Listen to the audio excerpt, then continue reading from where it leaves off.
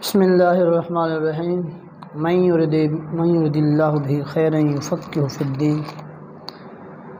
مسائل فقہیہ میں سے وضو کے مسائل یعنی بازو دھونے کے مسائل کے بارے میں جاری تھی بس۔ تو فرمایا اگر کسی کے ہاتھ میں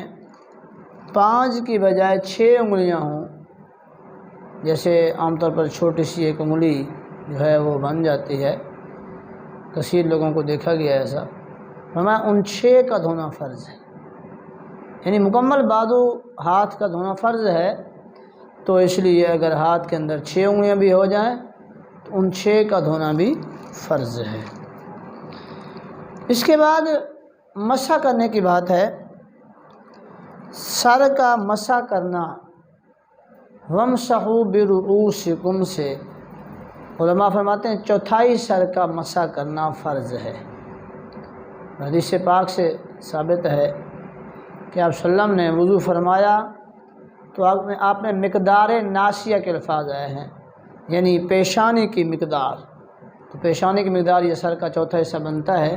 تو اسے علماء فرماتے ہیں 1/4 حصہ سر کا مسح کرنا یہ فرض ہے، ٹھیک ہے۔ تو اگر مسح آگے سے کر لیا، پیچھے سے کر لیا، یعنی سر کے 1/4 حصے کا مسح کر لیا تو یہ کافی ہو جائے گا۔ اور مسح کے لیے ہاتھوں کا تر ہونا چاہیے، ہاتھوں کو تر ہونا چاہیے۔ اب تری چاہے وہ پانی سے نہیں لی جائے، یا جیسے چہرہ دھویا تھا اور چہرہ دھونے کے بعد ہاتھوں میں تری رہ گئی، اسی طرح سے مسح کر لیا، بازو دھونے کے بعد جو تری رہ گئی اسی طرح سے مسح کر لیا تو یہ بھی کفایت کر جائے گی۔ ہاں، کسی عضو کو مسح کرنے کے بعد اگر تری رہ گئی باقی تو اس طرح سے مسح نہیں ہو سکتا، یعنی مسح کے بعد مسح نہیں ہو سکتا اسی طرح سے۔ ہاں، دھونے کے بعد، غسل کے بعد مسح ہو سکتا ہے، یعنی بازوؤں کو دھویا،